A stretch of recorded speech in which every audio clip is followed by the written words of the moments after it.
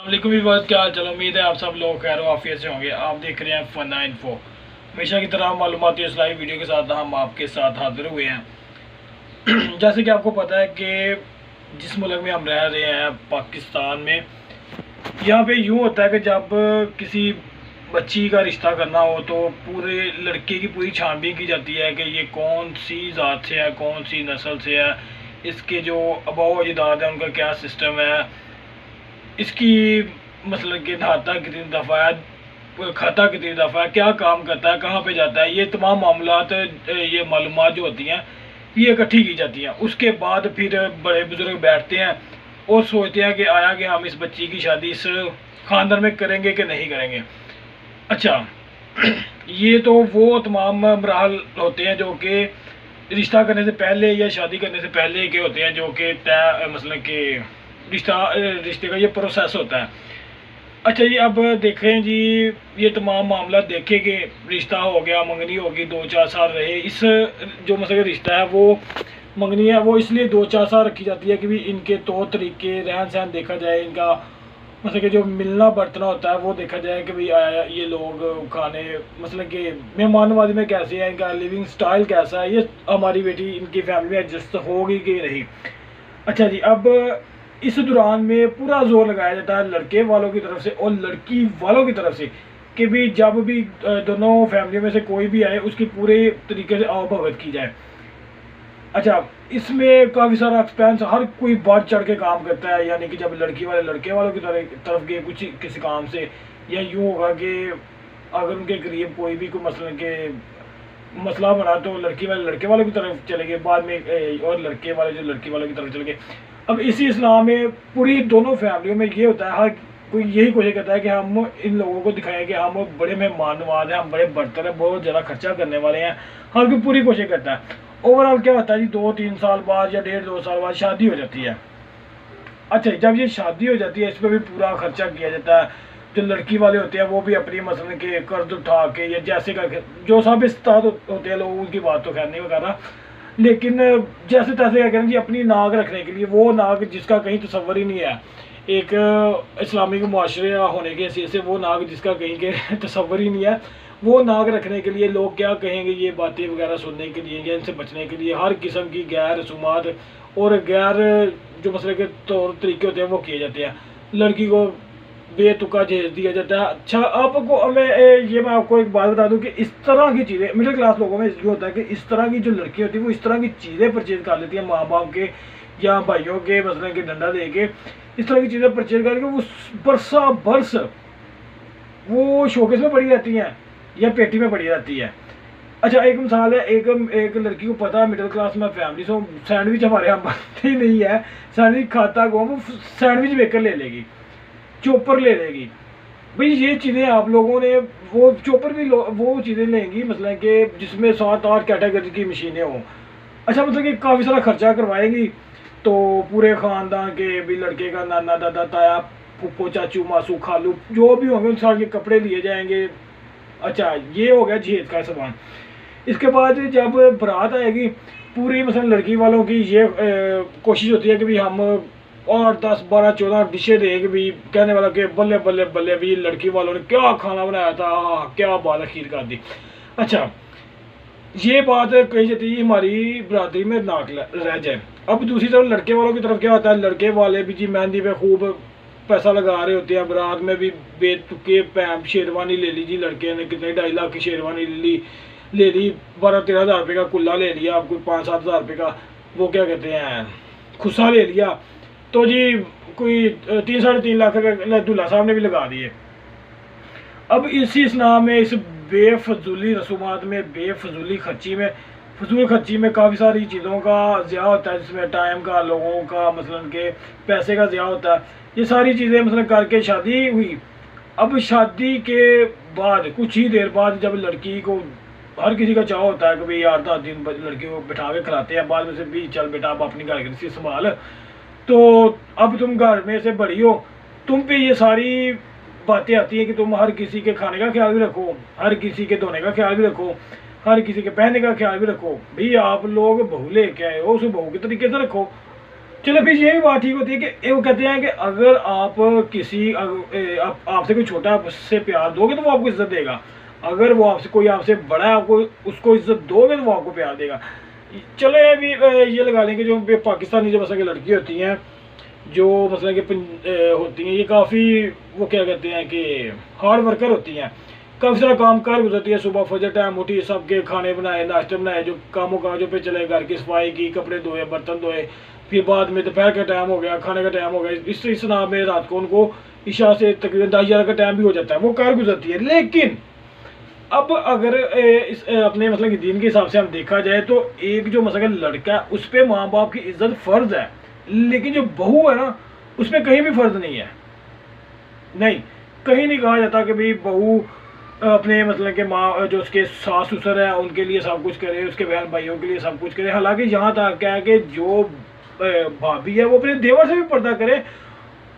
लेकिन क्या होता है कि कुछ भी नहीं, यहाँ पे ना पर्दे होते हैं ना कुछ, हाँ यूँ हो रहा था। उसका नुकसान ये होता है कि भाई साल 2 साल बाद यूँ गुजरता है कि भाई लड़की को लड़की फिर सारी से बाद ये सारे काम करते करते तंग आ चुकी होती है, वो फिर कहती है यार मुझे आप ना मुझे लैला कर दो। किसी हिसाब में देखा जाए कि भाई वो लड़की भी सही होती है। अब सास क्या करती है जी, सास वही सास माँ जो मतलब कि जब बच्चे की शादी नहीं हुई थी, 4-5 बच्चे होते हैं, बच्चियाँ होती हैं, उनको सबका खाना खुद बना रही होती है, उनके सबके बर्तन मसलन के जो जूठे होते हैं वो खुद धो रही होती है, उनके कपड़े खुद धो रही होती है, कपड़े खुद प्रेस कर रही होती है। अब बेटे की शादी की लो जी, सास की तो जैसे वो कहते हैं कमर की हड्डी टूट गई, वो उसने चारपाई से उतरना ही नहीं है, कुछ करना ही नहीं है, दूर से ही हाके लगाई जाने, ये फलानी ये ला दे, फलानी मुझे ये ला दे, फलानी मुझे ये ला दे। उसमें ना वक्री से लगा चुदरानी बन जाती है। भाई यार आप लोगों को पहले भी आपको 2-4 माह 6 माह पहले सारा कुछ कर रही थी, अब आपको क्या मसला बन गया जो आप इसका सारी सी बात है। अच्छा फिर यूँ होता है कि कई बच्चियाँ इस तरह की होती हैं कि जिनके माँ बाप ने उन्हें घर में से कुछ करवाया ही नहीं होता, वो फिर लगा सोल होती हैं। वो सोल तो होती है, उनको एकदम से जब ये सारा बोझ उन पर पड़ता है वो नहीं बर्दाश्त कर पाती, वो सीधे से कहते भाई हमसे नहीं होता, हमें लाला करो। आज आप अगर किसी भी शादीशुदा मतलब कि जिस लड़की की शादी करी वो उससे आप लाला लेके जाए, सवाल पूछे ना कि भाई तुम्हारा फ्यूचर आगे मुस्तकबिल में क्या प्लान है, शादी के बाद तुम्हारा क्या सोचना, उसका एक ही जवाब होगा, 99 लड़कियों का एक ही जवाब होगा कि भाई मैं चाहती हूँ मैं हूँ, मेरा शोहर हो और हमारा एक छोटा सा घर हो, तो चलो जो बच्चे हों वो हों। और भाई जाहिर सी बात है हर किसी को पता था कि हमारे साथ इस तरह होता है। अब चूँकि हमारा मुआशरा इस तरह का है कि हर लड़की को पता होता है कि भाई मेरे साथ जाके इतनी बड़ी मैं फैमिली में जा रही हूँ, मेरे साथ जाके ये सारे स्यापे पड़ेंगे। अच्छा जब उस लड़की ने कह दिया जी मुझे, वो डायरेक्टली नहीं कहेगी अपने खामद को, कहेगी खामद जब ले भालने में अपने माँ बाप से कहेगा कि भाई मैं छोटे भाई की शादी कर लेते हैं, इसने आपकी काफ़ी खिदमत कर ली है तो चलो इसको थोड़ा सा रिलीफ दे दे, अब लो जी स्यापे शुरू। माँ बाप कहेंगे लो जी तू तो रनमरीद हो गया है, तू 22-24 साल हमने तुझे जना, तुझे पाला, तुझे तलीम तरबियत दी, तू तो ये हो गया वो हो गया फलां हो गया। यार ये सारे स्यापे जो होते हैं ना ये हम लोगों ने खुद ही क्रिएट किए होते हैं। अब इसके बरक्स दूसरा जो मामला एंड पे चलता है ना वो क्या होता है, अच्छा एंड पे यूँ होता है कि भाई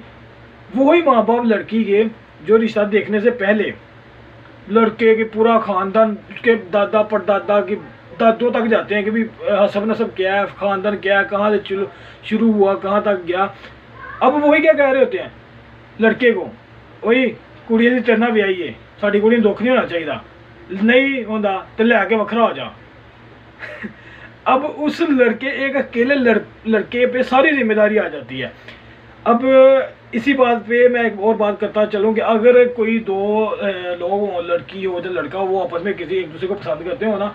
तो वो लड़का अकेला ही चला जाए ना, अपने माँ बाप को ना लेके जाए, अकेला ही लड़की के यहाँ चला जाए ना कि भाई मैं आपकी लड़की को पसंद करता हूँ या ये भी मुझे करती है, हम अच्छा मतलब कि हमारा सेटअप है, हम अच्छे मतलब कि ज़िंदगी गुजर बसर कर सकते हैं, तो हम हमारी शादी करवा लें। लो जी ये क्या बात होगी, हम तुम्हारा जानते नहीं, हमें तुम्हें फलां हो गया, हम तुम्हारा वो जानेंगे, नाना जानेंगे, दादा जानेंगे, तुम्हारा पप्पा कौन है, ताया कौन है, ये सब कुछ जानेंगे, फिर हम करेंगे। अब चूंकि शादी होगी अब सारे मामला जो मतलब कि माँ बाप थे जो दादा दादी थे वो सारे गए भाड़ में, अब सिर्फ लड़की की शादी तेरे साथ की है, अब तू इसे संभाल। ये कल्चर जो कि हम बरसों से अपने मतलब कि जब छोटे थे काफ़ी सारे देखते आ रहे थे, अब ये मोस्टली जो मिडिल क्लास लोग होते हैं ना उनमें ही ये जो मतलब कि सकाफत होती है ना वही ये पाई जाती है। यार मुझे आज तक समझ नहीं आई कि हम लोगों को शादियां करने की भी बड़ी जल्दी होती है। अब एक बाप है ना, उसके 2 या 3 बच्चे हैं, उसने ये नहीं सोचना, पढ़ा चाहे उसने उन बच्चों को जितना मर्जी ले, उन्होंने ये नहीं सोचना कि यार अभी ये तीनों चारों पढ़ रहे हैं या काम कर रहे हैं। एक मिसाल है कि 3 है, वो तीनों काम कर रहे हैं, मैं भी काम कर रहा हूँ, तो हमें चाहिए कि एक का, पहले भी तो वही बाप कमाता था, सारे खाते थे, अब चारों कमा रहे हैं, खाया जाए क्यों? अब हर कोई बड़े बड़े फ़ोन ले रहा है, गाड़ी बाइक थी अब गाड़ी ले ली, घर बड़ा ले लिया, ये हो गया वो हो गया। अब मैं समझता हूँ कि एक बाप को चाहिए कि यार अपनी ही उसी कमाई पे गुजर बसर करें। बच्चों को भी, आप लोगों की शादियाँ मैंने करनी है, लेकिन उसका दूसरा जो पहलू है वो इसलिए कि अपने अपने सेटअप बना लो, घर बना लो अपने लिए। या बाप को ये चाहिए कि तीनों की जो सैलरियाँ आए जाए, उनकी जो भी आमदन है ना, वो अपने कब्जे में करी जाए। कोई 2-4 साल बाद एक की बना ली, 2-4 साल बाद एक की बनाई, 2-3 साल बाद एक बना, जब देख लिया कि तीनों बेटों की लैदा बन गई है, जगह बन गई, उनके रहने का घर गृहस्थी बन गई है, फिर स्कूल से एकदम से तीनों की कर दे, या आहिस्ता आहिस्ता जैसे जैसे उनका सेटअप वो कर दे। यार मुझे एक बात की समझ नहीं आती, अब आप एक शादी पे 20-25 लाख रुपया लगा रहे हो, आपको किस पागल के बच्चे ने कहा कि इतना पैसा लगाओ? आप वही 20-25 लाख लगाने के बजाय वही बच्चे के लिए 20-25 लाख का कोई मकान देख लें, उसकी सादगी से निकाह करें, वलीमे पे आप अपना सारा खानदान टब्बर जो अपने बुलाना है वो बुला लें, उनको खाना खिलाए, जो के सुन्नत के हिसाब से वलीमा होना है वो करें, उनको खाना खिलाए, तो अल्लाह तेरी जारी। अब 20-25 लाख रुपया आप उस शादी पे ठोक रहे हैं, जेवर बना रहे हैं, फालतू के रसूमात कर रहे हैं, 2.5-3-4 लाख रुपए की शेरवानी का फर्स्ट डे का मतलब बना रहे हैं, ड्रेस बना रहे हैं, अगले दिन का दुल्हन का इतना बना रहे हैं। यार इन चीज़ों को आपने चाटना, फिर 2-3 साल बाद या 6 माह बाद वहाँ पे कुत्ती चिका पड़ा होगा, लड़ाइयाँ हो रही होगी, चलो जी मकान बेचो, सबको हिस्से दो। अच्छा जब वो मकान बिकेगा फिर पल्ले किसी के कुछ भी नहीं पड़ता, पल्ले किसी के कुछ भी नहीं पड़ता। इससे बेहतर ये नहीं है कि यार पहले जो मसलन के सबका इकट्ठा किया जाए, एक बना लो, 2 बना लो, 3 मकान बना के एक बाप वाला बना लिया, या 3 बेटे हैं, तीसरा एक्स्ट्रा बना लिया। अगर बच्चियाँ भी हैं तो बाप वाली प्रॉपर्टी बच्चियों के लिए रख लीजिए जाए, और जो बच्चों की वलादत बना ली जाए, लो ये उनकी शादियाँ करते हैं, तीड़ी बीड़ी करे, चल निकल भाई अपने घर में जाकर कमा खा और अल्लाह तेरी हाफिज़। बच्चियों को शरील हाथ से जो उनका हिस्सा बने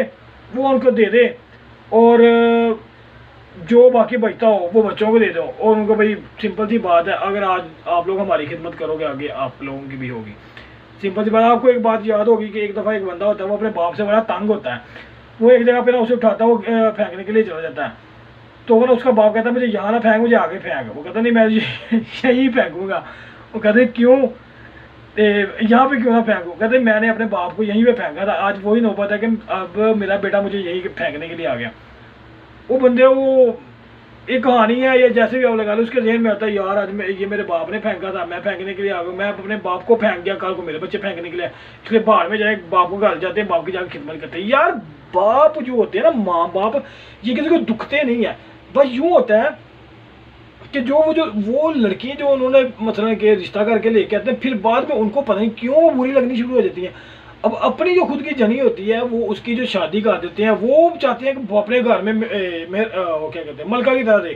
जो अगले बंदे के लेके आए, जो जिन्होंने जनी थी वो 20-25 साल उसको पाला पोसा पढ़ाया लिखाया, वो आपको दे दी, वो किसी की नहीं है कुछ लगती। कंसेप्ट गलत है ना, हमारा कंसेप्ट गलत है। हमारा कंसेप्ट ये होना चाहिए कि यार जो हमारी जनी थी हमने ब्याह दी, वो अगलों की बच्चियाँ होगी, उनको इस बात की तंबीह करके जाए कि पुत्र इस घर में तूने जाके इस तरह का व्यवहार करना है कि ये लोग तुम्हारे के बगैर इनका गुजारा ही ना हो। और खुद का मतलब कि जो सेटअप है वो अपनी मतलब कि जो बहू ब्याह के लाए उनके साथ इस तरह के लेवल का अपना सलूक करना है कि उनका गुजारा ही ना। उनके माँ बाप कहें कि भैया आ फंक्शन है 2-4 दिन आगे रहे, तो नहीं जी मेरी माँ और मेरे बाप के बगैर गुजारा ही नहीं होता, मैंने आना ही नहीं है। पर ये करे कौन है, ये करेंगे तो माशा बदलेगा। अब जो मतलब कि लड़के की माँ होती है उसको तो तय यार ये मैं 25-30 साल इस घर में पे मैंने हुक्मरानी किया, अब ये मुझ पे आगे हुक्मरानी करेगी। यार क्या चीज़ है यार। सास को बैठ के खिलाया जा सकता है, पिलाया जा सकता है, हाँ वो लड़कियाँ बहुएं जो होती हैं वो करती नहीं हैं, लेकिन सास को चाहिए कि ये सारा मामला तो गुजार। अच्छा फिर क्या होता है जब लड़ाइयाँ झगड़े होते हैं घर में, मतलब कि देवरानी जेठानी की लड़ाई होगी या सास और बहू की होगी, बहू ने अपने बेटे को बता दिया और सास ने अपने मसले खावत को बता दिया। अब क्या होता है इसमें बेहतर ये होना चाहिए अगर किसी भी मसले पे बात हो ना, मेरा समझना ये है कि घर में माँ बाप तक बात जाए माँ बाप उस सारी चीज़ को हैंडल कर लें, वो बच्चों के काम से आने से पहले, क्योंकि एक तो बंदा पहले बाहर से खज्जल हो जाता है काम का करके, लोगों की दुनियावी बातें जो टके टके की बंदे की बातें सुन के बंदा कर जाता है, आगे जाके इस तरह की मतलब कि ये नौबत आती है, वो बंदा कहता है यह भाड़ में जाए, इससे अच्छा बेहतर था मैं शादी ही ना करता। लेकिन ये भी एक नज़रिया काबिल गौर है कि जो कुछ भी मामला था ना, ये वालिदैन को ही निपटाने चाहिए, ताकि जो मतलब के मर्द हज़रात होते हैं जो काम कुम करके गए होते हैं, उन तक नौबत ही ना आए, वो ज़हनी तौर पे फ्रेश हो घर जाएँ, सोएं, सुबह उठे काम पे। ये तमाम मामला आप लोगों से डिस्कस करने का मकसद ये था कि ये बहुत, इसमें मैंने जो तमाम मसाइल भी बयान किए और तकरीबन किसी हद तक उनके जो मसाइल के हल है वो भी बयान किए। अब ये तो जो साहब अकल लोग होंगे उनको ही समझ में आएगी, और उम्मीद करता हूँ कि जो साहब अकल तो खैर हर कोई है, आज के ज़माने में हर कोई अकल कुल है और हर कोई खुद को अकल कुल समझता है, और अल्लाह करे कि मेरी ये बातें तमाम हर इंसान को समझ में आ जाएँ। अगली वीडियो तक के लिए इजाज़त दें, देखते रहें फना इन्फो। अल्लाह हाफिज़।